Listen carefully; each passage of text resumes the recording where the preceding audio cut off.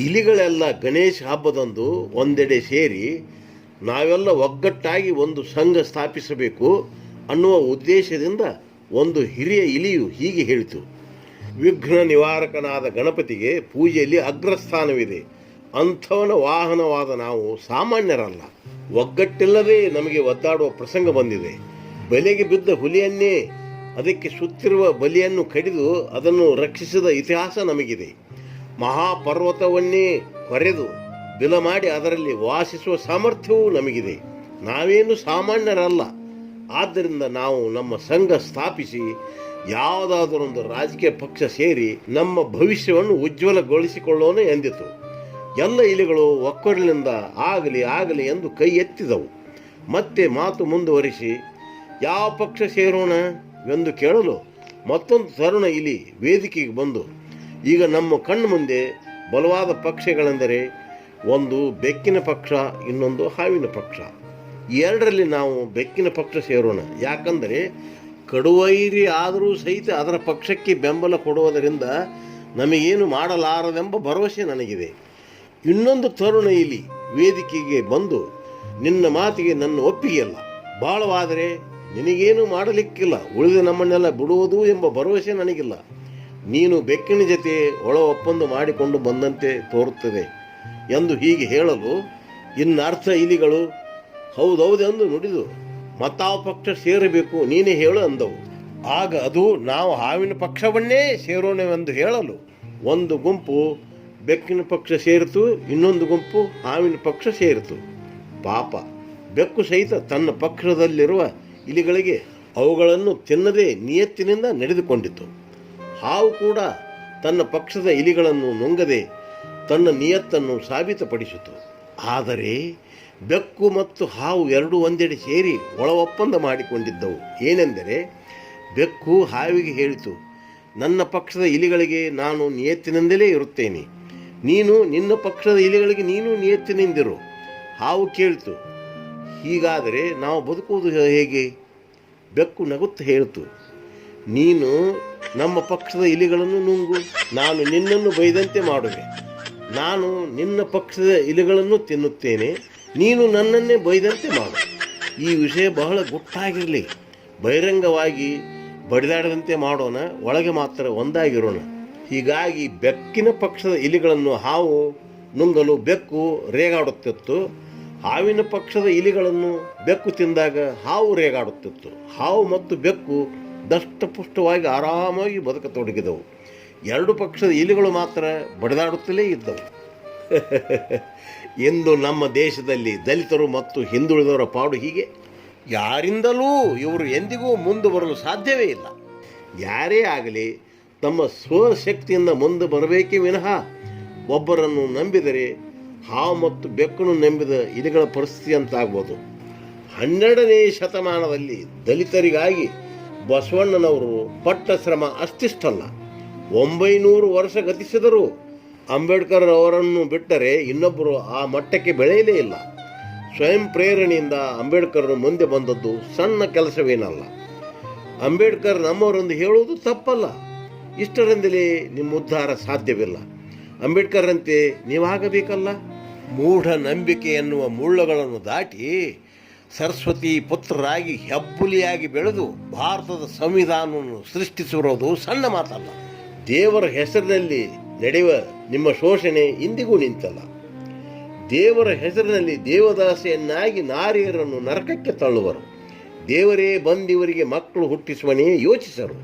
ದೇವರು ಮಾಡಿದ ಕರ್ಮವು ಬುದ್ಧಿಜೀವಿಗಳ ಮರ್ಮವು. ದಲಿತರನ್ನು ದಾರಿ ತಪ್ಪಿಸಿ ತೀಟಿ ತೀರಿಸಿಕೊಳ್ಳುವವರನ್ನು ಭೇಟಿಯಾಡುವರಿಲ್ಲವಲ್ಲೋ. ಶಿವಶಿವ ಕುಡದಾಳ ಶ್ರೀ ವೀರ ಬಸವೇಶ್ವರ.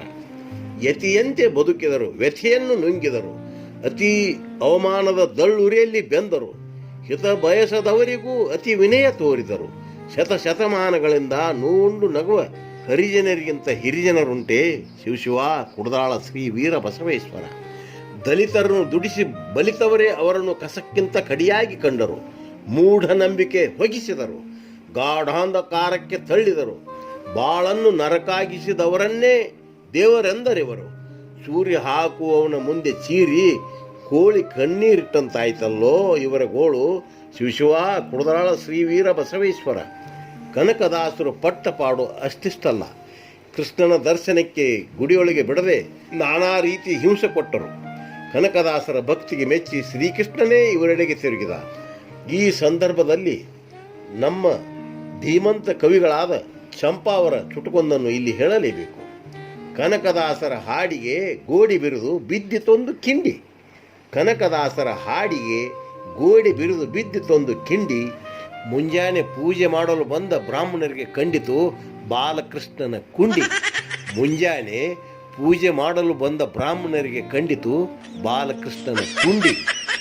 ಮುಂದೆ ಬರುವ ತಾಕತ್ತು ನಿಮ್ಮಲ್ಲಿದ್ದರೆ ಯಾರಿಂದಲೂ ನಿಮ್ಮನ್ನು ಹಿಂದೆ ಸರಿಸಲು ಸಾಧ್ಯವಿಲ್ಲ. ಮೂಢ ನಂಬಿಕೆಗಳನ್ನು ಕೈ ಬಿಡದಿದ್ದರೆ ಏನು ಓದಿದರೂ ನೀವು ಮುಂದೆ ಬರಲು ಸಾಧ್ಯವಿಲ್ಲ. ವಿದ್ಯಾವಂತ ಯುವಕರು ನಿಮ್ಮ ಮನೆಯಲ್ಲಿರುವ ಮೂಢ ನಂಬಿಕೆಗಳನ್ನು ಬಿಡಿಸಿರಿ. ದುರ್ಗಮ್ಮ ಹುಲಿಗಮ್ಮ ದೇವರ ಗುಡಿಗೆ ಹೋಗುವಾಗ ಹೂ ಹಣ್ಣು ಕಾಯಿಗಳನ್ನು ತೆಗೆದುಕೊಂಡು ಹೋಗುವಂತೆ ಒತ್ತಾಯಿಸಿರಿ. ಹಗ್ಗ ಕಟ್ಟಿ ಕುರಿಯನ್ನು ಎಳೆದುಕೊಂಡು ಹೋಗೋದನ್ನು ನಿಲ್ಲಿಸಿರಿ. ಕೇಳಿರಿ ಈ ವಚನ. ಮುಂಬಾಗಿಲಿನಿಂದ ಬಂದವರೆಲ್ಲರೂ ಮೇಲು ಕೀಳೈಕೆ, ಹಿಂಬಾಗಿಲಿನಿಂದ ಆರೂ ಬಂದಿದ್ದ ಅನುಮಾನವೇಕೆ. ತುಂಬು ಹೃದಯದವರು ಇಂಬುಗೊಡರು ಜಾತಿ ಭೇದಕ್ಕೆ, ಉಂಬುವ ತುತ್ತಲ್ಲಿಡೋರು ಉತ್ತಮರು, ಮೇಲೆ ಬಾಯಲ್ಲೋ ಮತ್ತಿನ್ನೆಲ್ಲೋ. ಶಿವಶಿವ ಕುಡದರಾಳ ಶ್ರೀ ವೀರ ಬಸವೇಶ್ವರ. ನೀವು ಮೂಢನಂಬಿಕೆ ಬಿಡದಿದ್ದರೆ ಬಸವಣ್ಣನವರು ಎಷ್ಟು ಸಾರಿ ಅವತರಿಸಿದರು ಮತ್ತು ಡಾಕ್ಟರ್ ಅಂಬೇಡ್ಕರ್ ಅಂತ ಮಹಾ ಮೇಧಾವಿ ಎಷ್ಟು ಸಾರಿ ಜನಿಸಿದರು ನಿಮ್ಮನ್ನು ಉದ್ಧರಿಸಲು ಸಾಧ್ಯವಿಲ್ಲ. ಇಂದಿನಿಂದಲೇ ಮೂಢನಂಬಿಕೆ ಎನ್ನುವ ಪಿಶಾಚಿಯನ್ನು ಬಿಟ್ಟು ಓಡಿಸುವ ಸಂಕಲ್ಪ ಮಾಡಿರಿ. ಡಾಕ್ಟರ್ ಅಂಬೇಡ್ಕರ್ರು ಮೂಢನಂಬಿಕೆಗಳನ್ನು ದೂಡಿ ಸರಸ್ವತಿಯ ಕೃಪೆಗಾಗಿ ಘೋರ ತಪಸ್ಸು ಮಾಡಿ ಹೆಬ್ಬುಲಿಯಾಗಿ ರೂಪುಗೊಂಡರು. ಅದಕ್ಕಾಗಿ ನೀವು ಎಷ್ಟೇ ಜಾಣರಾದರೂ ಎಂತಹ ಈಜುಗಾರರಾದರೂ ನೀವು ಕಾಲಿಗೆ ಕಟ್ಟಿಕೊಂಡಿರುವ ಮೂಢನಂಬಿಕೆ ಎಂಬ ಕಲ್ಲನ್ನು ಕಳಚಿ ಬೀಸಾಕದಿದ್ದರೆ ದಡ ಸೇರುವುದು ದುರ್ಲಭ. ನಿಮ್ಮಲ್ಲಿರುವ ಮೂಢನಂಬಿಕೆಗಳನ್ನು ಬಿಟ್ಟೋಡಿಸದಿದ್ದರೆ ನೀವು ಹುಲಿಯಾಗಿ ಪರಿವರ್ತನೆಗೊಳ್ಳುವುದು ಅಸಾಧ್ಯ. ಯೋಚಿಸಿ, ಹುಲಿಯಾಗಿರೋ ಅಥವಾ ಇಲಿಯಾಗಿ ಜೀವನ ಕಳೆಯುವಿರೋ ಗೊತ್ತಿರಲಿ. ನಿಮ್ಮಲ್ಲಿರುವ ಮೂಢನಂಬಿಕೆಗಳೇ ನಿಮ್ಮನ್ನು ನುಂಗುವ ಹಾವು ಬೆಕ್ಕುಗಳಾಗಿವೆ. ನಿಮ್ಮ ಉದ್ಧಾರ ನಿಮ್ಮಿಂದಲೇ ಸಾಧ್ಯ. ರಾಗ ದ್ವೇಷಗಳೆಂಬ ರೋಗದಿಂದ ಮುಕ್ತರಾದಾಗಲೇ ತ್ಯಾಗಿ ಆಗೋದು. ತ್ಯಾಗ ಅನ್ನೋದು ದೂರ ಎಲ್ಲೋ ಕುಂತು ತಪಸ್ಸು ಮಾಡಿದರೆ ಸಿದ್ಧಿಸುವಂತಹದ್ದಲ್ಲ. ತ್ಯಾಗಿ ಆದವನೇ ಯೋಗಿ ಆಗಲು ಸಾಧ್ಯ. ಯಾಕಂದರೆ ಭಗವಾನ್ ಬುದ್ಧ ಎಲ್ಲವನ್ನು ತ್ಯಾಗ ಮಾಡಿ ಹೋದ ಮೇಲೆ ಯೋಗಿ ಆಗಿದ್ದು. ಸಾಮ್ರಾಟ್ ಅಶೋಕ್ ಕೂಡ ಅಷ್ಟೇ. ವೈರಾಗಿ ಆದವನಿಗೆ ಯಾವ ಭವರೋಗವಿಲ್ಲ. ಒಟ್ಟು ನೋಡ್ರಿ, 3 ವೈರಾಗ್ಯ ಬರ್ತಾವೆ. 3 ಕ್ಷಣಿಕವಾದುವೆ. ಅವು ಯಾವ ಅಂದರೆ ಪ್ರಸೂತಿ ವೈರಾಗ್ಯ, ಪುರಾಣ ವೈರಾಗ್ಯ, ಸ್ಮಶಾನ ವೈರಾಗ್ಯ. ಪ್ರಸೂತಿ ವೈರಾಗ್ಯ ಅಂದ್ರೆ ಪಾಪ ಅಡಿಯುವಾಗ ನೋವು ತಿಂತಿರ್ತಾಳ ತಾಯಿ, ನೋವು ತಿನ್ನುವಾಗ ಎಲ್ಲದ ವೈರಾಗ್ಯ ಬರ್ತತಿ. ಅಬ್ಬಬ್ಬಬ್ಬಬ್ಬ ನೋಡ್ಬೇಕ್ರಿ ಅವ್ರ ತಿಪ್ಪಲ ಸಾಕು, ಇನ್ನೇ ಮಕ್ಕಳ ಸಾಕು ಅಂಥೇಳಿ ಮತ್ತೆ ಗಂಡನ ಬೈತಿರ್ತಾಳ. ನೋಡು ದೇವಿನಂತ ಕೆಲಸ ಮಾಡಿ ದೇವ್ರಂಗೆ ಕೊಡ್ತಾನೆ ನೋಡು, ಯವ್ವೋ ನಾ ಹೆಂಗೆ ಮಾಡ್ಲು ಅಂತ ಬಾಯಿ ಬಡ್ಕೋತಿರ್ತಾಳ. ಯಾವಾಗ ಕೂಸು ಕೈಯಾಗ ಬಂತು ಹೋತ್ ನೋಡ್ರಿ ವೈರಾಗ್ಯ. ಮತ್ತು ಪುರಾಣ ವೈರಾಗ್ಯ, ಎಲ್ಲಾದರೂ ಪುರಾಣ ಕೇಳಕ್ಕೆ ಹೋದಾಗ ಎಲ್ಲಿಲ್ಲದ ವೈರಾಗ್ಯ ರೀ. ಯಾರೋ ಮಹಾತ್ಮರ ಕಥೆ ಕೇಳ್ತಾರೆ, ಅದ್ರಂಗೆ ನಾವು ಆಗ್ಬೇಕಂತಾರೆ. ಯಾವಾಗ ಮನೆಗೆ ಬಂದ ಕೂಡಲೇ ಮರ್ತು ಬಿಡ್ತಾರೆ. ನೋಡ್ರಿ, ದಾರ್ಯಾಗ ಯಾರ್ದಾರ ನೋಟ್ ತುಂಬಿದ ಒಂದು ಬ್ಯಾಗ್ ಬಿದ್ದಿತ್ತಂದ್ರೆ ಅದನ್ನು ನೋಡಿ ತಗೊಂಡು ಹೋಗಿ ಅವ್ರಿಗೆ ಕೊಡೋದು ನಿಜವಾದ ವೈರಾಗ್ಯ. ಮತ್ತು ಅದನ್ನು ಅತ್ತಾಗಿತ್ತಾಗ ನೋಡಿ ಸಾವಕಾಶ ತಗೊಂಡು ಮನೆಗೆ ಹೊಂಟು ಹೋಗೋದು, ಇದು ಒಯ್ಯೋ ರೋಗ. ಒಯ್ಯೋ ರೋಗ ಮತ್ತು ವೈರಾಗ್ಯ ಭಾಳ ವ್ಯತ್ಯಾಸ ಇಲ್ಲ. ಕಳೆದುಕೊಂಡವ್ರಿಗೆ ಹೋಗಿ ಕೊಡೋದೇ ವೈರಾಗ್ಯ, ನಮ್ಮ ಜೇಬಿಗೆ ಇಳಿಸ್ಕೊಂಡು ಮನೆಗೆ ಬರೋದು ಒಯ್ಯೋ ರೋಗ. ಮತ್ತಿನ್ನು ಸ್ಮಶಾನ ವೈರಾಗ್ಯ ಅಂದ್ರೆ ಸುಡುಗಾಡ್ದಾಗ ಕುಣ್ಯಾಗ ಹೆಣ ಇಟ್ಟು ಮಣ್ಣು ಹಾಕುವಾಗ ಅವಾಗ ಅಲ್ಲಿದ್ದವ್ರಿಗೆ ಎಲ್ಲರಿಗೂ ವೈರಾಗ್ಯ ಬರ್ತೈತಿ. ಏನಪ್ಪ ನಮ್ಮದು ಇಷ್ಟ ಅಲ್ಲ, ಎಂದರೆ ಒಂದು ದಿವ್ಸ ಹಿಂಗೆ ಹೋಗೋದು ನಾವು. ಸುಡುಗಾಡ್ನ್ಯಾಗ ಮಣ್ಣು ಹಾಕುವಾಗ ಎಷ್ಟು ಗಳಿಸಿದ್ರಿ ಏನೈತಿ, ಮನೆಗೆ ಬಂದ ಮೇಲೆ ತಿಜೋರಿ ಬೀಗದ ಕೈ ಎಲ್ಲೈತಿ, ಇಲ್ಲೇ ಇಟ್ಟಿದ್ನಿ, ಯಾರು ತೊಗೊಂಡಿರಿ ಕರೆ ಹೇಳ್ರಿ. ಅವಾಗ ಸೊಸಿ ಮಾವ ನಿನ್ನ ಟಾಂಕದಾಗ ಐತಿ ನೋಡು, ಮರ್ತೇನು? ಹೌದಲ್ಲವ, ಬರೋ ಬಂದತ್ ನೋಡು. ಸುಡುಗಾಡ್ನ್ಯಾಗ ಬಂದು ವೈರಾಗಿ ಸುಡುಗಾಡ್ನ್ಯಾಗ ಬಿಟ್ಟು ಬಂದಿರ್ತಾನೆ. ಅದಕ್ಕೆ ನಾ ಹೇಳ್ತೀನಿ ನಿಮ್ಗೆ, ವೈರಾಗಿ ಇರದಿದ್ರೆ ಚಿಂತಿಲ್ಲ, ಒಯ್ಯೋ ರೋಗ ಮಾತ್ರ ಹಚ್ಕೋಬೇಡ್ರಿಪ್ಪ. ಸಿಟ್ಟಿನಿಂದ ಬೈದರು, ಬಾಯಿ ತುಂಬ ಹೊಗಳಿದರು, 2 ಒಂದೇ ಕೇಳು ತಮ್ಮ ತಿಳಿದವನಿಗೆ. ನಿಂದೆಯನ್ನೇ ಮಾಡಲಿ ಮತ್ತೆ ಕೊಂಡಾಡಲಿ, ಕೋಪವಿಲ್ಲ ಪ್ರೀತಿ ಇಲ್ಲ ಬಲ್ಲ ಮನುಜಗೆ. ಮೃಷ್ಟಾನ್ನ ಆದರೇನು ಹುಳಿಗಂಜಿ ಆದರೇನು, ಎರಡೂ ಒಂದೇ ನೋಡು ಹಸಿವೆ ಇಲ್ಲದವನಿಗೆ. ಬಟ್ಟೆ ಇದ್ದರೇನು ಬತ್ತಲಾದರೇನು, ಎರಡೂ ಒಂದೇ ನೀರಿನಲ್ಲಿ ಮುಳುಗಿದವನಿಗೆ. ಕುರುಡ ಗಂಡ ಆದರೇನು ಮತ್ತೆ ಕುಂಟ ಆದರೇನು, ಅವನೇ ದೇವರಲ್ಲವೇನು ಗರತಿ ಹೆಣ್ಣಿಗೆ. ಕಪ್ಪು ಇದ್ದರೇನು ಕೆಂಪಗಿದ್ದರೇನು, ಗುಣವಂತಿ ಸತಿಬೇಕು ನೀತಿವಂತೆಗೆ. ಬಡತನವಿದ್ದರೇನು ಸಿರಿತನ ಇದ್ದರೇನು, ಮುತ್ತಿನಂಥ ಮಾತು ಬರಲಿ ನಮ್ಮ ಬಾಯಿಗೆ. ಇದನ್ನು ತಿಳ್ಕೋದು ನಡೆದ್ರೆ ನೀವು ಮನೆ ಬಿಟ್ಟು ಎಲ್ಲಿ ಹೋಗಿ ತಪಸ್ಸು ಮಾಡೋದೇ ಬೇಕಿಲ್ಲ, ಸಂಸಾರದಾಗ ಇದ್ದೇ ಸಾಧಿಸ್ಬೋದು. ಅದಕ್ಕೆ ಬಸವಣ್ಣವರು ಪ್ರಪಂಚ ಬಿಟ್ಟು ಓಡಿ ಹೋಗಿ ಸಾಧಿಸಬೇಕಾದ್ದೇನಿಲ್ಲ, ಪ್ರಪಂಚ ಮಾಡುತ್ತಲೇ ಪಾರಮಾರ್ಥ ಸಾಧಿಸೋದು ಸುಲಭ ಮಾರ್ಗ ಹೇಳಿಕೊಟ್ರು. ಅದಕ್ಕಾಗಿ ಅಂದಿನ ಶರಣರೆಲ್ಲ ಇನ್ನೂ ಜೀವಂತವಾಗಿ ವಚನಗಳ ರೂಪದಲ್ಲಿ ನಮಗೆ ದಾರಿ ತೋರೋ ಜ್ಯೋತಿಯಾಗಿ ಬೆಳಗಾಕತ್ಯಾರ. ಸತ್ತು ನೀ ಬದುಕು ಮನುಜ, ಬದುಕಿ ನೀ ಸಾಯಬೇಡ. ಅಪಕೀರ್ತಿ ಪಡೆದರೆ ಬದುಕಿದರೂ ಸತ್ತಂತೆ, ಸತ್ಕೀರ್ತಿ ಪಡೆದವನು ಸತ್ತರೂ ಬದುಕಿದಂತೆ.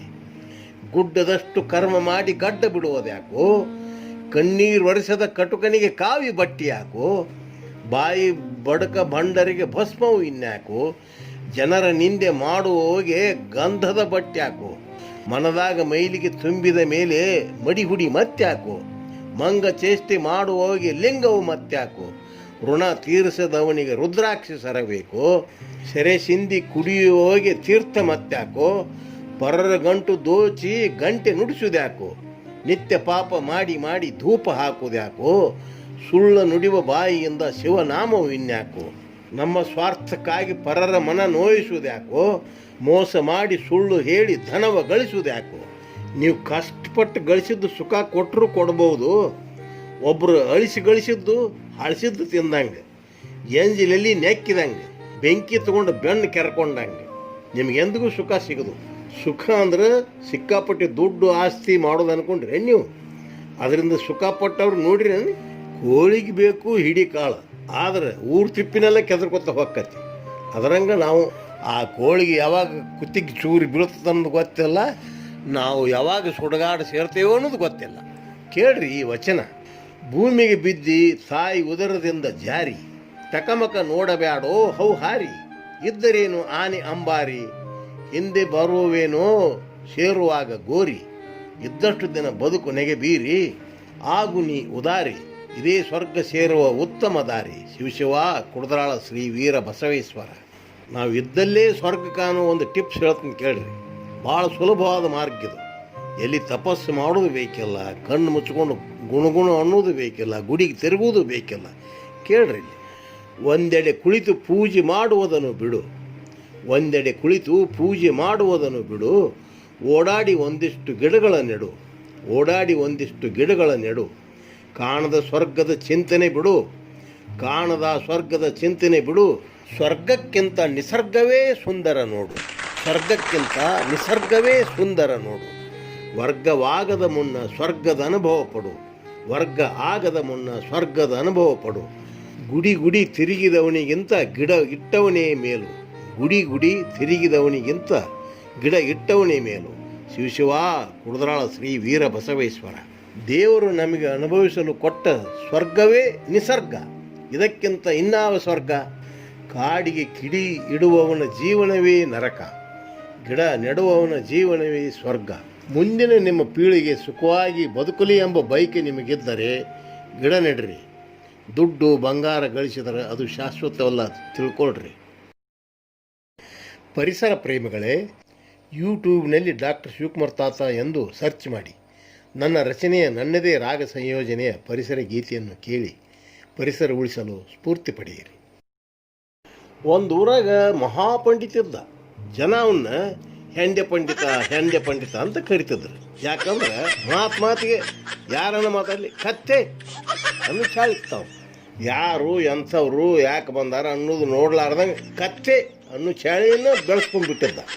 ಇದನ್ನು ಬಿಡ್ಸಕ್ಕೆ ಯಾರಿಂದೂ ಆಗಲಿಲ್ಲ, ಯಾಕಂದ್ರೆ ಅವನ ಮುಂದೆ ಹೇಳು ಧೈರ್ಯ ಇಲ್ಲ. ಆ ಊರ ಒಬ್ಬಿದ್ದ, ಅವನ ಹೆಸರು ಶತಮೂರ್ಖ. ಒಬ್ಬ ಮೂರ್ಖ ಬೇಕಾದಷ್ಟು ಹೊಲಸೆ ಹಬ್ಬಿಸ್ತಾನ, ಇನ್ನು ಶತಮೂರ್ಖ ಹೆಂಗಿರಬಾರ್ದು. ಅವನ ಹತ್ರ ಇವರೆಲ್ಲರೂ ಹೋದರು. ಏನಪ್ಪ ಅದನ್ನ ಹೆಂಗನ ಬಿಡಿಸ್ಬೇಕಲ್ಲ, ಬರೀ ವಾದ ಕೂಡಲೇ ಕತ್ತೇನ ಅಂತಾನ, ಅದನ್ನು ಬಿಡಿಸೋದು ನಿನ್ನಿಂದ ಸಾಧ್ಯಕತೆ ಅಂತ ನಿಂತಲ್ಲಿ ಬಂದೆವು ಅಂತ ಕೇಳಿದರು. ಆಗ ಈ ಶತಮೂರ್ಖ ಇದರಾಗೇನು ಇವತ್ತೇ ಇದನ್ನು ಬಿಡಿಸ್ತೀನಿ ಅಂದ. ಮತ್ತು ಕುಡಿಯಲು ಕಾಂಚಾನ ಕೊಡಬೇಕು ನನಗಂದ. ಆಗೆಲ್ಲರೂ ಎಷ್ಟಾದರೂ ಕುಡಿ, ಯಾರು ಬಾಡತ್ತಾರತ್ತೆ ದುಡ್ಡು ಕೊಟ್ಟೇ ಬಿಟ್ರು. ಮೊದಲ ಶತಮೂರ್ಖ ಅಂದ್ರೆ 100 ಮೂರ್ಖ. ಒಬ್ಬ ಮೂರ್ಖ ಬೇಕಾದಷ್ಟು ಹೊಲಸು ಹಬ್ಬಿಸ್ತಾನ. ಇದು ಏನು ಮಾಡಿದ, ಕುಡ್ದ.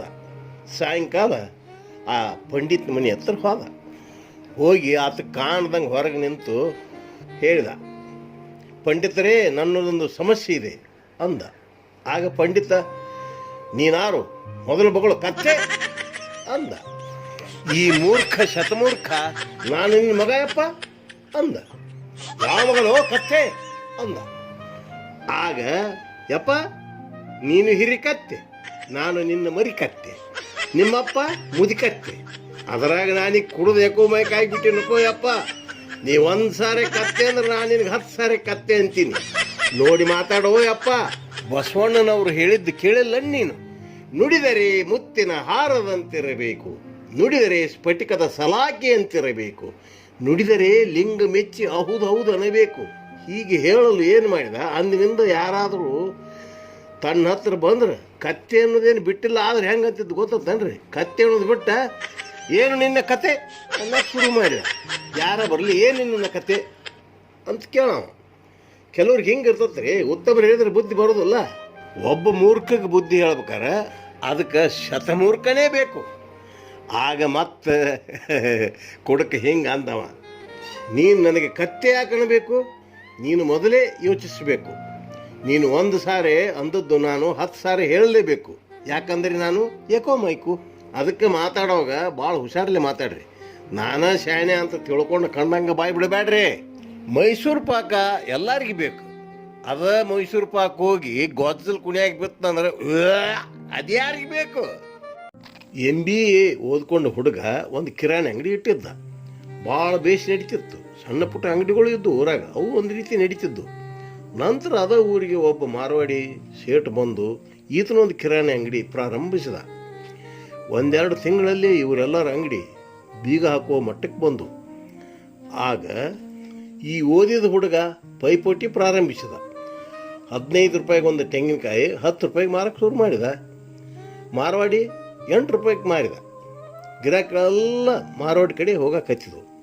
ನಂತರ ಹುಡುಗ ಏನು ಮಾಡಿದ, 5 ರೂಪಾಯಿಗೆ ಒಂದು ತೆಂಗಿನಕಾಯಿ ಶುರು ಮಾಡಿದ ಮಾರಕ್ಕೆ. ಮತ್ತು ಇವನ ಕಡೆ ಎಲ್ಲ ಗಿರಾಕಿ ಬಂದು. ಅವಾಗ ಏನು ಮಾಡಿದ, ಮಾರವಾಡಿ ಶೇಟು ಅಂಗಡಿ ಬೀಗ ಹಾಕಿಬಿಟ್ಟ. ಹುಡುಗ ಎಲ್ಲದ ಖುಷಿ. 1 ತಿಂಗಳೊಳಗೆ ಇವಂದು ಬೀಗ ಹಾಕೋಕೆ ಮಟ್ಟಕ್ಕೆ ಬಂತು. ಯಾಕಂದ್ರೆ ಲಾಸ್ ಆಯ್ತು ಭಾರಿ.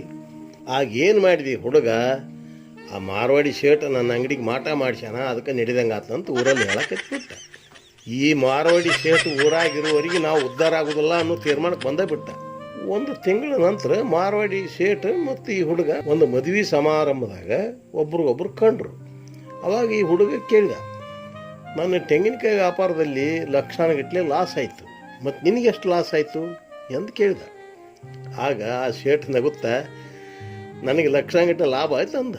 ಹಾಂ, ಅದು ಹೇಗ ಅಂತ ಹುಡುಗ ಹುಬ್ಬೇರಿಸಿ ಕೇಳಿದ. ನೀನು 5 ರೂಪಾಯಿಗೆ ಒಂದು ತೆಂಗಿನಕಾಯಿ ಮಾರುವಾಗ ಜನಗಳಿಗೆ ದುಡ್ಡು ಕೊಟ್ಟು ನಿನ್ನ ಅಂಗಡಿಯಿಂದ ನಾನೇ ತರಿಸಿದೆ. ನಿನ್ನ ಅಂಗಡಿಯ ಮಾಲೆಲ್ಲ ತೆಂಗಿನಕಾಯಿ ಅವ್ರಿಗೆ 1 ರೂಪಾಯಿ ಕಮಿಷನ್ ಕೊಟ್ಟೆ. ನಿನ್ನ ಅಂಗಡಿಗೆ ಬೀಗ ಹಾಕಿದ ನಂತರ ನಾನು ಮನೆಯಲ್ಲೇ 15 ರೂಪಾಯಿಗೆ ಒಂದು ತೆಂಗಿನಕಾಯಿ ಮಾರಿದೆ. ನೀನು 10 ರೂಪಾಯಿಗೆ ಒಂದು ಸಿಗೋ ತೆಂಗಿನಕಾಯಿ 5 ರೂಪಾಯಿದಂಗೆ ಕೊಟ್ರೆ ನಷ್ಟು ಹೊಂದಿದಿ. ನಾನು ನಿನ್ನ ಹತ್ತಲ್ಲಿ ಇದ್ದು ಎಲ್ಲ 5 ರೂಪಾಯಿಗೆ ಒಂದೊಂದು ತರಿಸಿ ಅವ್ನು 15 ರೂಪಾಯಿಗೆ ಒಂದು ಮಾರಿ ಲಾಭ ಮಾಡಿಕೊಂಡೆ. ಹಾಗೆ ಹುಡುಗ ಅರ್ಥ ಆಯ್ತು, ಈತ ನನ್ನ ಅಂಗಡಿಗೆ ಮಾಟ ಮಂತ್ರ ಮಾಡಿಸಿದ್ದು ಸುಳ್ಳು, ಬುದ್ಧಿದ್ದವನು ಗೆದ್ದು ಬದುಕ್ತಾನ ಎನ್ನುವ ಸತ್ಯ ಅರಿವಾಯಿತು. ಇದು ನಾನು ಎಲ್ಲಿ ಓದಿದ ಒಂದು ಕಥೆ. ಓದಿನಿಂದ ಗೆಲುವು ಸಾಧ್ಯ ಇಲ್ಲ, ಬುದ್ಧಿ ಇದ್ದವನು ಗೆಲ್ಲುವ ಸಾಧ್ಯತೆ ಇದೆ. ಅದಕ್ಕೆ ಹೇಳೋದು, ಓದು ಒಕ್ಕಾಲ, ಬುದ್ಧಿ ಮುಕ್ಕಾಲ. ಯಾವುದೇ ಉದ್ಯೋಗ, ಯಾವುದೇ ವ್ಯಾಪಾರ ಆಗಲಿ, ನಷ್ಟ ಆದರೆ ಅದು ನಮ್ಮ ತಪ್ಪೇ ವಿನಃ ಯಾರನ್ನು ಹೊಣೆ ಮಾಡೋದು ಸರಿಯಲ್ಲ. ಈ ಮಾಟ ಮಂತ್ರ ಅಂತ ತಿರುಗಿ ಇನ್ನಷ್ಟು ಕೈಯನ್ನು ದುಡ್ಡು ಕಳ್ಕೊತಾರೋ. ಬುದ್ಧಿ ಇದ್ದವ ಬ್ರಹ್ಮಾಂಡ ಆಳ್ತಾನ, ಬುದ್ಧಿ ಇಲ್ದವ ಮನ್ಯಾಗ ಕುಂತು ಅಳ್ತಾನ. ಪೈಪೋಟಿ ಕಾಲಿದು ಪೈಪೋಟಿ. ಯಾರಾದ್ರೂ ನಮ್ಮನ್ನು ಪಟ್ ಅಂತ ತಲೆ ಮೇಲೆ ಬಡದು ನೆಲಕ್ಕೆ ಕೆಡವಿದ್ರೆ ನಾವು ಚೆಂಡಿನಂತೆ ಪುಟದು ಮೊದಲಿನಕ್ಕಿಂತಲೂ ಮೇಲೆ ಹೋಗ್ಬೇಕು. ಸೇರಿಗೆ ಸವಾ ಸೇರಾಗಬೇಕು. ಏನೂ ಬಂಡವಾಳ ಇಲ್ಲದೆ ಶೂನ್ಯದಿಂದ ವ್ಯಾಪಾರ ಮಾಡಿ ಗಗನದ ಎತ್ತರಕ್ಕೆ ಬೆಳೆದವರು ನಮ್ಮ ಮಧ್ಯದಲ್ಲಿ ಸಾಕಾದಷ್ಟು ಜನ ಅದಾರ. ಮಾಟ ಮಂತ್ರ ಕೈ ಬಿಟ್ಟು ನೀಟಾಗಿ ಶ್ರದ್ಧೆಯಿಂದ ಮೇಲೆ ಬರ್ರಿ. ನೀವು ಯಾವುದೋ ಉದ್ಯೋಗ ಮಾಡಿರಿ, ಉದ್ಯೋಗದಲ್ಲಿ ಸಣ್ಣದು ದೊಡ್ಡದು ಮೇಲು ಕೀಳು ಅನ್ನೋದು ಇಲ್ಲೇ ಇಲ್ಲ. ಬಸ್ರಿ ಗಿಡ ನೋಡಿರಲ್ಲ, ಕಲ್ಲು ಗುಂಡಿನಾಗ ಬೆಳೆದಿರ್ತೈತಿ. ಹಂಗೆ ಮಂಡ ಆಗ್ಬೇಕು ನಾವು. ಸಣ್ಣ ಆಲದ ಬೀಜ ನೆಲಕ್ಕೆ ಬಿದ್ದು ಹೆಮ್ಮರ ಆಗಿ ಬೆಳೆದದ್ದು ನೋಡಿರೇ ಇಲ್ಲ. ನೆಗ್ರೋದ ಬೀಜಕ್ಕೆ ಸಿಡಿದು ಪೆರ್ಮರವಾಗದೆ ಕಾಲಾನುಕಾಲಕ್ಕೆ ಬಡವ ಬಲ್ಲಿದನಾಗನೇ ಹರರ ಶ್ರೀಚನ್ನ ಸೋಮೇಶ್ವರ. ಯಾವುದೇ ಜಾಗದಾಗ ನೆಲಕ್ಕೆ ತುಳಿದಾಗ ನೆಲದ ಬಲ ತಗೊಂಡು ಹೆಮ್ಮರ ಆಕತಿ. ನನ್ನ ನೆಲಕ್ಕೆ ತುಳಿದ್ರು ಅಂತ ಕೊಳೆಯೋದಿಲ್ಲದು. ನೆಲಕ್ಕೆ ತುಳಿದ್ರಿಂದಲೇ ಮಳಿತು ಮರವಾಗಿ ಮೇಲೆ ಬಂದೆ ಅಂತ ತುಳಿದವನ್ನ ನೆನೆಸ್ತದು. ಗೆಳಕ ಆಸ್ಪತ್ರೆ ಕೊಟ್ಟಿದ್ದೀವ ನನಗಂತ ಹೇಳಿ ಒಂದು ವಿಚಾರ ಮಾಡಿರಿ. ವ್ಯಾಪಾರಂ ದ್ರೋಹ ಚಿಂತನಂ ಅಂತಾರ. ಅದನ್ನು ಬಿಟ್ಬಿಡ್ರಿ, ಅದನ್ನು ಬದಲಿ ಮಾಡ್ಕೊರಿ. ವ್ಯಾಪಾರಂ ಗ್ರಾಹಕ ಚಿಂತನಂ ಹಿಂಗೆ ಮಾಡಿರಿ. ಆದರೂ ಗಿರಾಕಿಗಳ ಹಿತ ಬಯಸಿದರೆ ದುಡ್ಡಿನ ಜೊತೆ ಪುಣ್ಯನೂ ಬರ್ತೈತಿ. ಕೇಳ್ರಿ ಈ ವಚನ. ಕಲಬೆರಿಕೆ ಮಾಡುವವ ಬಲುಬೆರಿಕೆ ವ್ಯಾಪಾರಿ, ಮೊಲ ತಿಂದು ಬದುಕುವ ಹಂದಿಗಿಂತ ಕಡೆಯಾದಿ. ಒಲವ ತೋರೋ ಒಳ್ಳೆಯದು ಒದಗಿಸುವುದೆಡೆಗೆ, ಬಲಿಯೊಳು ಬಿದ್ದಾಡೋ ಇಲಿಯಂತಿ ನೇನಾಗಬೇಡೋ. ಶಿವಶಿವ ಕುಡುದರಾಳ ಶ್ರೀ ವೀರ ಬಸವೇಶ್ವರ. ನೀವು ಮುಂದೆ ಬರಬೇಕಂದ್ರೆ ಯಾರ ಆಶೀರ್ವಾದಕ್ಕಿಂತಲೂ ದೇವರ ಆಶೀರ್ವಾದ ಮುಖ್ಯ. ಆ ದೇವರು ಈ ದೇವರು ಅಂತ ಖರ್ಚು ಮಾಡೋದಕ್ಕಿಂತಲೂ ನೀವಿದ್ದಲ್ಲೇ ಬರೋ ದೇವರಂದ್ರೆ ನಿಮ್ಮ ಗ್ರಾಹಕರು, ಅಂದರೆ ನಿಮ್ಮ ಗಿರಾಕಿಗಳು. ದೇವರ ಹುಂಡಿಗೆ ಹಾಕೋದು ಬಿಟ್ಟು ಇವರಿಗೆ ರೇಟ್ ನೋಡಿ ಹಾಕ್ರಿ. ಈ ಗಿರಾಕಿ ಅನ್ನೋ ದೇವರ ಕೃಪಾ ನಿಮಗಾದ್ರೆ ನಿಮ್ಮ ಬಾಳೆ ಬಂಗಾರ. ನಾವೆಲ್ಲರೂ ಮನುಷ್ಯರೇ ಎಂದು ತಿಳಿದ್ರೆ ನಮ್ಮಲ್ಲಿ ಬಲ ಹೆಚ್ಚಿರ್ತೈತಿ. ನೀನು ಕ್ರಿಶ್ಚಿಯನ್ನ, ನಾನು ಹಿಂದೂ, ಅವನು ಮುಸ್ಲಿಮ, ಹೀಗೆ ತಿಳಿದ ಕೂಡಲೇ ಕಲಹ ಹುಟ್ಟಿ ನಮ್ಮ ಬಲ ಕಡಿಮೆ ಆಗತ್ತೈತಿ. ಕುಲಭೇದವೆಣಿಸದೆ ಎಲ್ಲರೂ ಒಂದಾಗಿ ಹೋರಾಡಿದ್ದರಿಂದಲೇ ಭಾರತಕ್ಕೆ ಸ್ವಾತಂತ್ರ್ಯ ದೊರೆತದ್ದು. ಈ ಸತ್ಯ ಎಲ್ಲರಿಗೂ ಗೊತ್ತು. ಕುಲವೆಂದು ಬಲ ಕಡಿಮೆ ಮಾಡಿಕೊಳ್ಳುವುದಕ್ಕಿಂತ ನಾವೆಲ್ಲ ಒಂದೆಂಬ ಛಲ ಬೆಳೆಸಿಕೊಂಡರೆ ಗೆಲುವು ನಮ್ಮನ್ನು ಬಿಟ್ಟು ಹೋಗಲಾರದು. ಕುಲ ಮನೆಯಲ್ಲಿರಲಿ, ಒಗ್ಗಟ್ಟು ಮನದಲ್ಲಿರಲಿ, ಜಾತಿ ಗೂಡಿನಲ್ಲಿ, ನೀತಿ ನಾಡಿನಲ್ಲಿ. ಕುಲ ಕೇಳುತ್ತಾ ನಡೆದರೆ ಬಲ ಕಡಿಮೆ ತಮ್ಮ. ನಾವೆಲ್ಲರೂ ಒಂದೆಂದು ಬಾಳಬೇಕು ಸುಮ್ಮ. ಮನುಜರಾಗಿ ಬಾಳಲೆಂದು ಕಳಿಸಿದ ಆ ಬೊಮ್ಮ, ಹಚ್ಚಿಕೊಂಡರು ಉಳಿವಿಲ್ಲೋ ಜಾತಿ ಕ್ಷಯದ ಕೆಮ್ಮ. ನಮ್ಮೆಲ್ಲರ ಮೂಲ ಪುರುಷ ಆ ಕೋತಿ ತಿಮ್ಮ. ಇದನ್ನರಿತು ಬಿಡಬೇಕು ನಾವು ಜಾತಿ ಹಮ್ಮ. ಸ್ವಾರ್ಥಿಗಳು ಸೃಷ್ಟಿಸಾರ ಜಾತಿ ಎಂಬ ಗುಮ್ಮ. ಒಂದಾಗಿ ದುಡಿದಾಗ ಸಿಗ್ತೈತೋ ಮಮ್ಮ. ಕಚ್ಚಾಡೋ ಹುತ್ಸರ ಮರ್ಯಾದೆ ಕಮ್ಮ. ಜಾತಿ ಮರೆತು ಬಾಳಿದರೆ ನಾವೆಲ್ಲ ಕ್ಷೇಮ. ಕುಲ ಮರೆತು ಬೆಳೆಸಿಕೊಳ್ಳಿ ಮಾನವೀಯ ಪ್ರೇಮ. ಎಂದೆಂದಿಗೂ ದಾಟದಿರಿ ಒಗ್ಗಟ್ಟಿನ ಸೀಮ. ಪಾಲಿಸುತ್ತಾ ನಡೆದರೆ ನಮ್ಮ ಬಾಳು ಸುಗಮ. ಯಾವ ಕೆಮ್ಮು ಹತ್ತಿದ್ರೂ ಕಳಿಬೋದು, ಆದ್ರೆ ಈ ಜಾತಿ ಕ್ಷಯದ ಕೆಮ್ಮು ಹತ್ತಂದ್ರೆ ಇದರಿಂದ ಪಾರಾದವರು ಕಡಿಮೆ. ಭಾಳ ಕಷ್ಟ ಇದು. ಸ್ವಾರ್ಥಿಗಳು ಸೃಷ್ಟಿಸಿಬಿಟ್ಟಾರ ಜಾತಿ ಎಂಬ ಗುಮ್ಮ. ಒಂದಾಗಿ ದುಡಿದ್ರೆ ಸಿಗ್ತೈತೋ ಮಮ್ಮ. ಕಚ್ಚಾಡು ಹುಚ್ಚರ ಮರ್ಯಾದೆ ಕಮ್ಮ. ಜಾತಿ ಮರೆತು ಬಾಳಿದ್ರೆ ನಾವೆಲ್ಲ ಕ್ಷೇಮ. ಅದಕ್ಕೆ ಜಾತಿ ಮರೆಯೋಣ, ಮಾನವೀಯ ಪ್ರೇಮಕ್ಕೆ ಮಹತ್ವ ಕೊಡೋಣ. ಈ ಜಾತಿ ಧರ್ಮ ಇವನ್ನ ಮರೆತು ಬಾಳಿಬಿಟ್ರೆ ನಾವೆಲ್ಲ ಕ್ಷೇಮ. ಡಾರ್ವಿನಿನ ಸಿದ್ಧಾಂತದ ಪ್ರಕಾರ ಮಂಗನಿಂದ ಮಾನವ ಅಂದ್ರೆ ನಾವೆಲ್ಲ ಮಂಗ್ಯಾಗ ಹುಟ್ಟಿದವ್ರೆ. ಎದಕ್ಕೆ ಒದ್ದಾಡ್ತಾರಪ್ಪ ಸುಮ್ಮನೆ ಆ ಜಾತಿ ಈ ಜಾತಿ ಅಂತ. ಜಾತಿಗಿಂತ ಪ್ರೀತಿ ದೊಡ್ಡದು, ನೀತಿ ದೊಡ್ಡದು. ದಾರಿಯಾಗಿ ಬಿದ್ದು ಮುಳ್ಳು ತೆಗೆದು ಹಾಕಬಾರ್ದು ಅಂತ ಯಾವ ಧರ್ಮನೂ ಹೇಳಿಲ್ಲ. ಹಸಿದವರಿಗೆ ಅನ್ನ ಹಾಕಬೇಡ್ರಿ ಅಂತ ಯಾವ ಧರ್ಮದಲ್ಲಿಯೂ ಇಲ್ಲ. ಇಷ್ಟೆಲ್ಲ ಗೊತ್ತಿದ್ದು ಬಡದಾಡ್ತಾರಲ್ಲ ಇಂಥವ್ರಿಗೆ ಮಾನ ಮರ್ಯಾದೆ ಐತನ್ರಿ. ಯಾವ ಧರ್ಮನೂ ಕೆಟ್ಟದ್ದು ಹೇಳಿಲ್ಲ. ನಾವು ಕೆಟ್ಟವರಾಗಿ ಧರ್ಮದ ಹೆಸರಿಗೆ ಮಸಿ ಹಚ್ಚಾಕತ್ತೇವು. ಯೋಚನೆ ಮಾಡ್ರಿ. ಕೆಟ್ಟ ಮೇಲೆ ಬುದ್ಧಿ ಬಂದ್ರೆ ಏನು ಪ್ರಯೋಜನ ಇಲ್ಲ. ಊರಿಗೆ ಬೆಂಕಿ ಹಚ್ಚಿ ದಾರ್ಯಾಗ ನಿಂತ್ಕೊಂಡು ಲಾಬ್ ಲಾಬ್ ಲಾಬ್ ಬಾಯಿ ಬಡ್ಕೊಂಡ್ರೆ ಬಂತೇನು. ಹುಟ್ಟಿದ ಸ್ಥಳವನ್ನೇ ಬೂದಿ ಮಾಡಿ ಮುಂದೆ ಸಾಗುವ ಬೆಂಕಿ ನೋಡಿ ತಿಳಿಯೋ ನೀನು ಬುದ್ಧಿಗೇಡಿ. ಹತ್ತಿಯಿಂದ ಮಾಡಿದ ದಾರ ಇರ್ತೈತೆ. ಆ ದಾರ ಶಿವಭಕ್ತ ಕಟ್ಕೊಂಡ್ರೆ ಶಿವದಾರ ಆಕತಿ, ಹರಿಭಕ್ತ ಕಟ್ಕೊಂಡ್ರೆ ಜನಿವಾರ ಆಕತಿ, ಮತ್ತು ನಡುವಿಗೆ ಯಾರು ಕಟ್ಕೊಂಡ್ರೆ ಉಡ್ದಾರ ಆಕತಿ. ಅದೇ ಹತ್ತಿ ಅದೇ ದಾರ. ಅದೇ ದಾರ ಒಬ್ಬೊಬ್ರು ಕಟ್ಟಿದ್ರೆ ಒಂದೊಂದು ಹೆಸರು ತಗೋತತ್ತ. ಅದನ್ನು ದಾರ ಆಗೇ ಬಿಡಾಕ ತಯಾರಿಲ್ಲ ನಾವು. ಅದಕ್ಕೆ ಒಂದೊಂದು ಜಾತಿ ಕುಲ ಧರ್ಮ ಅನ್ನೋ ಹೆಸರು ಕೊಟ್ಟು ಆ ದಾರ ಊರ್ಲಿ ಹಾಕೊಂಡು ಸಾಯಕ್ಕೆ ಹತ್ತೇವೆ. ಆ ದಾರ ಮನುಷ್ಯನ ಕೈಯಾಗ ಸಿಕ್ಕ ಹದಗೆಟ್ಟು ಹೋಗೈತಿ. ಇದರಂಗೆ ಮನುಷ್ಯರಿಗೆ ಧರ್ಮದ ಬಣ್ಣ ಬಡದು ಬಡದಾಡಕ್ಕೆ ಹಚ್ಚಾರ. ಆ ದಾರ ಈ ದಾರ ಜನಿವಾರ ಶಿವದಾರ ಎಲ್ಲ ಜಾತಿ ದಾರ ಒಗ್ಗೂಡಿ ಹಗ್ಗವಾಗಿ ಜಗ್ಗಿದರೆ ತೆರೆಯುವುದು ಸುಖದ ಸುಗ್ಗಿ ಬಾಗಿಲು. ಇಲ್ಲವಾದರೆ ತಿನ್ನಲೇಬೇಕು ಎಲ್ಲರೂ ಮುಳ್ಳೆಗ್ಗಿಲು. ಒಟ್ಟಾದರೆ ಒಬ್ಬಟ್ಟು, ಸೊಟ್ಟಾದರೆ ಬಿಕ್ಕಟ್ಟು, ಕಂಗಾಲಾಗಬೇಡಿರೋ ದಿಕ್ಕೆಟ್ಟು. ಶಿವಶಿವ ಕುಡದರಾಳ ಶ್ರೀ ವೀರ ಬಸವೇಶ್ವರ. ಕಂದಗಲ್ ಹನುಮಂತರಾಯರು ಬರೆದ ಒಂದು ನುಡಿ ಇಲ್ಲಿ ಹೇಳಲೇಬೇಕು. ಕುಲದ ನೆಪದಲ್ಲಿ ಶಕುನಿ ಸೇನಾಧಿಪತಿ ಪಟ್ಟ ಅಶ್ವತ್ಥಾಮನ ತಪ್ಪಿಸಿ ಕರ್ಣನಿಗೆ ಕೊಟ್ಟಾಗ ನಿರಾಶೆಯಿಂದ ಅಶ್ವತ್ಥಾಮ ಹೇಳ್ತಾನೆ, ನನ್ನ ಕೊರಳಲ್ಲಿ ದಾರವಿರುವಂತೆ ನಿಮ್ಮೆಲ್ಲರ ಕೊರಳಲ್ಲಿಯೂ ದಾರ. ದಾರದ ಬಗೆ ಬೇರೆಯಾದರೂ ಹತ್ತಿ ಎಂಬುದೊಂದೇ ವಸ್ತು. ಈ ದಾರವೇ ದೂರ ಮಾಡುತ್ತದೆ ನಮ್ಮೆಲ್ಲರನ್ನು ಸ್ನೇಹದ ವಜ್ರ ಮುಷ್ಟಿಯೊಳಗಿಂದ. ಆದ್ದರಿಂದ ಈ ಅಶ್ವತ್ಥಾಮನು ಯಾವ ಬಗೆಯ ದಾರವನ್ನು ಮನ್ನಿಸೋದಿಲ್ಲ ಅಂತ ಚಟ್ನೆ ಹರಿದು ಹಾಕಿಬಿಡ್ತಾನೆ. ಈ ಧರ್ಮಗಳು ಅನ್ನೋವು ದಾರಿ ತಪ್ಸಕ್ ಹತ್ಯಾವ. ಆ ಧರ್ಮ ಈ ಧರ್ಮ ಅನ್ನೋದು ಬಿಡ್ರಿ, ನಾವೆಲ್ಲರೂ ಮನುಷ್ಯ ಧರ್ಮದವ್ರು ಅನ್ನೋದು ತಿಳ್ಕೊಂಡು ನಡ್ರಿ. ಧರ್ಮ ಧರ್ಮ ಅಂತ ಗುದ್ದಾಡೋರ್ನ ಯಮಧರ್ಮ ಕಾಯ್ತಿರ್ತಾನ. ಇಬ್ಬರನ್ನು ಕೈಕಾಲು ಕಟ್ಟಿ ಹೊತ್ಕೊಂಡು ಹೋಗಿ ಒಂದು ಮೂಲೆಗೆ ಒಗಿತಾನೆ ಗುಜರಿ ಸಾಮಾನು ಒಗದಂಗೆ. ಈ ಮಂದಿರ ಮಸೀದಿ ಚರ್ಚ್ಗಳೆಲ್ಲ ಮನುಷ್ಯರಿಗೆ ಶಾಂತಿ ನೆಮ್ಮದಿ ಸಿಗಲಿ ಅಂತ ಒಳ್ಳೆಯ ವಿಷಯಗಳು ವಿನಿಮಯ ಮಾಡಿಕೊಳ್ಳಿ ಅಂತ ಮಾಡ್ಯಾರ. ಅದು ಬಿಟ್ಟು ಮನುಷ್ಯರನ್ನು ಜಗಳಕ್ಕೆ ತಯಾರು ಮಾಡೋ ಕೇಂದ್ರಗಳಾಗಿ ಬಿಟ್ಟಾವು. ಧರ್ಮ ಗುರುಗಳನ್ನವರು ತಮ್ಮ ಹತ್ತಿರ ಬಂದವ್ರಿಗೆಲ್ಲ ಕಣ್ಣು ಕಟ್ಟಿ ಕಬಡ್ಡಿ ಆಡಕ್ಕೆ ಹಚ್ತಾರೆ. ಯಾರನ್ನ ಸಾಯ್ಲಿ ಯಾರನ್ನ ಬದುಕಲಿ ಅವ್ರನ್ನೇ ಹೋಗ್ಬೇಕಾಗಿ. ಕೇಳ್ರಿ ವಚನ, ಸ್ವರ್ಗ ನರಕ ಕಂಡವರಿಲ್ಲ ನೋಡು, ಬದುಕುವ ನಿಸರ್ಗವನ್ನೇ ಸ್ವರ್ಗ ಮಾಡು. ಸತ್ತ ಮೇಲೆ ಸೇರಲೇಬೇಕು ಎಲ್ಲರೂ ಮಸನದ ಗೂಡು, ಯಾರಿಗೂ ಬಯಸದರು ಕೇಡು. ಧರ್ಮ ಧರ್ಮವೆಂದು ಕಚ್ಚಾಡುವುದೊಂದು ಹುಚ್ಚು ನೋಡು, ಜ್ಞಾನಿಗೆ ಯಾರ ಮೇಲೆ ಇರದು ಶೇಡು. ಇದ್ದಷ್ಟು ದಿನ ಹೂವಾಗಿ ನೀನು ಬಾಡು. ಶಿವಶಿವ ಕುಡದರಾಳ ಶ್ರೀ ವೀರ ಬಸವೇಶ್ವರ. ಎಲ್ಲರಿಗೂ ಒಳಿತು ಬಯಸುವವನೇ ಕಾಣದ ತಂದೆ. ಮಿಠಾಯಿ ಬೇರೆ ಬೇರೆ, ಸಿಹಿ ಮಾತ್ರ ಒಂದೇ. ಬೇರೆ ಬೇರೆ ಧರ್ಮವೆಂದು ಜಗಳ ಇಡೋದೊಂದು ದಂಧೆ. ಸುಮ್ಮನೆ ಕುಳಿತರ ಅವರಿಗೆ ಅಶನವಿಲ್ಲೆಂದೆ. ಶಿವಶಿವ ಕುಡದಾಳ ಶ್ರೀ ವೀರ ಬಸವೇಶ್ವರ. ಎಲ್ಲರೂ ಈ ಭೂಮಿ ಮ್ಯಾಗ ಚಂದಂಗ ಬದುಕಕ್ಕೆ ಬಂದೆವು. ಒಬ್ರಿಗೊಬ್ಬರು ಕಾಲು ಕೆದರಿ ಜಗಳ ತೆಗ್ಯಾಕೆ ಬಂದಿಲ್ಲ. ಎಲ್ಲಿಂದ ಬಂದೆವೋ ಎಲ್ಲಿಗೆ ಹೋಗ್ತೇವೋ ಯಾರಿಗೆ ಗೊತ್ತಿಲ್ಲ. ಬಡದಾಡಿ ಸಾಯುದ್ರಾಗ ಅರ್ಥನೇ ಇಲ್ಲ. ಧರ್ಮದ ಹೆಸರಿನಿಂದ ಬಡದಾಡ್ತಾ ಕುಂತ್ರ ನಾಡು ಉಳಿಯೋದಿಲ್ಲ, ಕಾಡು ಉಳಿಯೋದಿಲ್ಲ. ಉಳಿಯೋದು ಸುಡಗಾಡು ಒಂದೇ.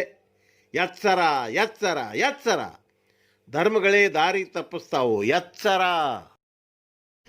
ಕಲಾವಿದರನ್ನ ಎಲ್ಲರೂ ಹೊಗಳ್ತಾರೆ, ಆದ್ರೆ ಮನೆಯಾಗ ಇವ್ರ ಹೆಂಡತಿ ಮಕ್ಕಳು ನಿತ್ಯ ಇವ್ರಿಗೆ ಹೊಗಳ್ತಾರೆ. ಯಾಕಂದ್ರೆ ಈ ಕಲಾವಿದ ಯಾರೇನು ಕೊಡಲಿ ಬಿಡಲಿ ತನ್ನಲ್ಲಿರುವ ಕಲೆಯಿಂದ ತಾನಾದರೂ ಸಂತೋಷ ಪಡ್ತಾನೆ. ಪಾಪ ಹೆಂಡತಿ ಮಕ್ಕಳು ಮಾಡಿ ತಪ್ಪೇನು? ಕೈಲಾಗದವನಲ್ಲ ಕಲಾವಿದ, ಕಲೆಯೇ ಇವನ ಆಯುಧ. ಅದರಿಂದ ದುಡಿದದ್ದು ಸಾಕಷ್ಟು, ಪಡೆದದ್ದು ಎಳ್ಳಷ್ಟು. ಇದೆಂಥ ಎಡವಟ್ಟು?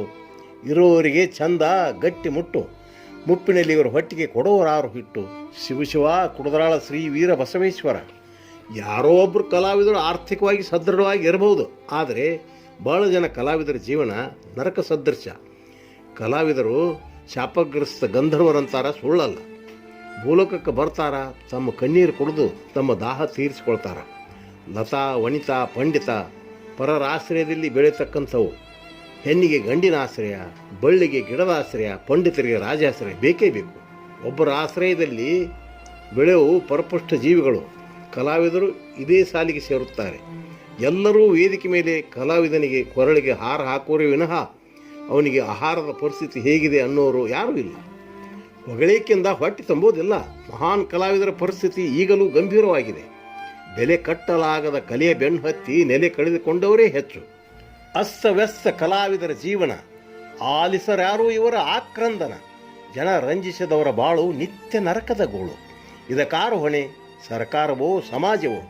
ನಕ್ಕವರು ನಗಿಸಿದವರ ಮೇಲೆ ತೋರರೆ ಕಕ್ಕರೆ.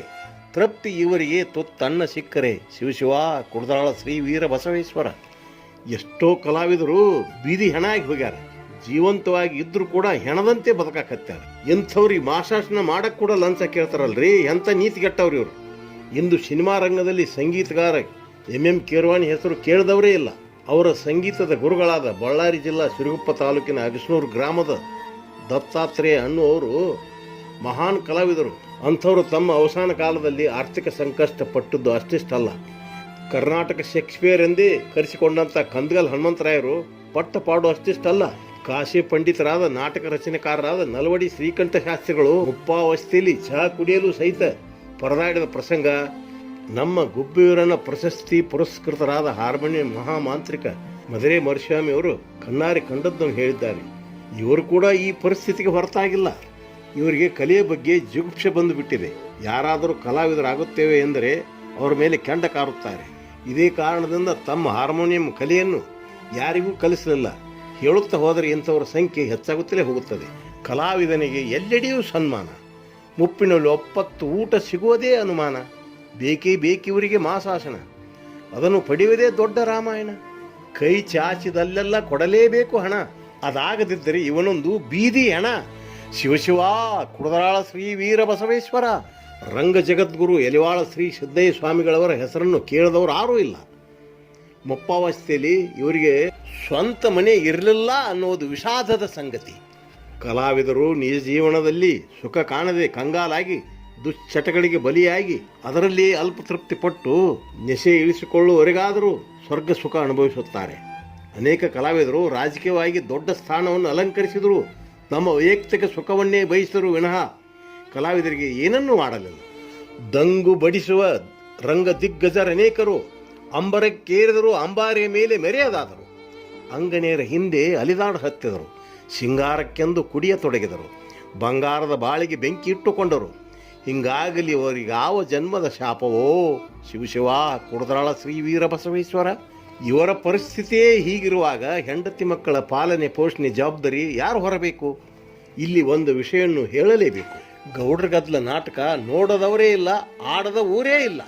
ಇದರ ರಚನೆಕಾರ ದಿವಂಗತ BV ಈಶ್ ಅವರಿಗೆ ನಾನು ಎಷ್ಟೋ ಸಾರಿ ಮದುವೆ ಮಾಡಿಕೋ ಎಂದು ಹೇಳಿದಾಗ ನಿಷ್ಠುರವಾಗಿ ನುಡಿಯುತ್ತಿದ್ದರು.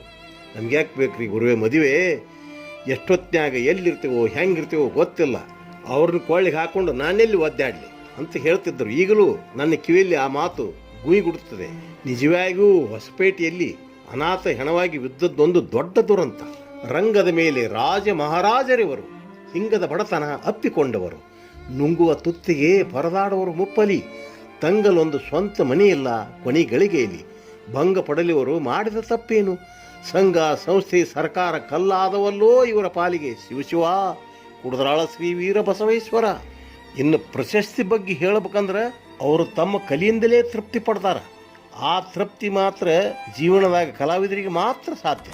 ನರ್ತಿಸುವ ನವಿಲು, ಹಾಡುವ ಕೋಗಿಲೆ, ಕೇಳುವವೇ ಪ್ರಶಸ್ತಿ. ನಿನ್ನ ಸಾಧನೆ ಜನಪ್ರಿಯತೆಯೇ ದೇವರು ಕೊಟ್ಟ ನಿನಗೆ ಮಹದಾಸ್ತಿ. ಇದಕ್ಕಿಂತ ಮಿಗಿಲೇನೋ ಯಾರಿಂದಲೇ ಸಿಗುವ ಪ್ರಶಸ್ತಿ. ನಮ್ಮಿಂದ ನಮಗೆ ಸಿಗುವ ತೃಪ್ತಿಗೆ ಕೊನೆಯಲ್ಲೋ, ಅನ್ಯರಿಂದ ಸಿಗುವ ಪ್ರಶಸ್ತಿ ಇದಕ್ಕೆ ಸಾಟಿಯಲ್ಲೋ. ಶಿವಶಿವ ಕುಡದರಾಳ ಶ್ರೀ ವೀರ ಬಸವೇಶ್ವರ. ಸರ್ಕಾರ ಕೊಡೋ ಪ್ರಶಸ್ತಿ ಎಂಥವ್ರಿಗೆ ಬರ್ತಾವಂದ್ರೆ ಪ್ರಶಸ್ತಿ ಘಟಾನುಘಟಿಗಳಿಗೆ ಸಿಕ್ಕಿಲ್ಲ, ಇದು ಸುಳ್ಳಲ್ಲ. ಬಟಾಣಿ ವಟಾಣಿಗಳಿಗೆ ದೊರೆತದ್ದೇನು ಆಶ್ಚರ್ಯವಲ್ಲ. ಸಾಧನೆ ಮಾಡಿ ಹಸಿದವರಿಗೆಲ್ಲ, ಬಾಲು ಬಡಕರಿಗೆ ಮೀಸಲೆಲ್ಲ. ಆಸೆಯಿಂದ ತಿರುತಿರಿಗೆ ಆದರೆ ಸುಸ್ತಿ, ಮಾಡೋರಿಲ್ಲೋ ದುರಸ್ತಿ, ಯಾರಿಗೂ ಬರದಿರಲಿ ಇಂಥ ಅವಸ್ಥೆ. ಶಿವಶಿವ ಕುಡದರಾಳ ಶ್ರೀ ವೀರ ಬಸವೇಶ್ವರ. ಇನ್ನ ಕೇಳ್ರಿಲ್ಲೇ, ರಾಜ್ಯ ಪ್ರಶಸ್ತಿ, ರಾಷ್ಟ್ರ ಪ್ರಶಸ್ತಿ, ವಿಧ ವಿಧ ಪ್ರಶಸ್ತಿ. ಅದು ಪಡೆಯಲು ಹಿಡಿಯಲೇಬೇಕು ಕುಸ್ತಿ. ಕೊಡೋರ ಮನೆ ಮುಂದೆ ಮಾಡಬೇಕು ವಸ್ತಿ. ಕೈ ಚಾಚಿ ಕೇಳುವವರಿಗಿಂತ ಕಸಿದುಕೊಳ್ಳೋರ ಪಾಲು ಈ ಪ್ರಶಸ್ತಿ. ಆಸೆಯಿಂದ ತಿರುತಿರಿಗೆ ನೀನಾಗಬೇಡ, ದಂತ ಕಳೆದುಕೊಂಡ ಹಸ್ತಿ. ಶಿವಶಿವ ಕುಡದರಾಳ ಶ್ರೀ ವೀರ ಬಸವೇಶ್ವರ. ಕಲೆಯನ್ನು ಕಾಪಾಡಿ ಬೆಳೆಸದಿದ್ದರೆ ಮುಂದಿನ ದಿನಗಳಲ್ಲಿ ಉಪ್ಪಿಲ್ಲದ ಊಟವೇ ಗತಿ. ಕೇಳ್ರಿ ಈ ವಚನ.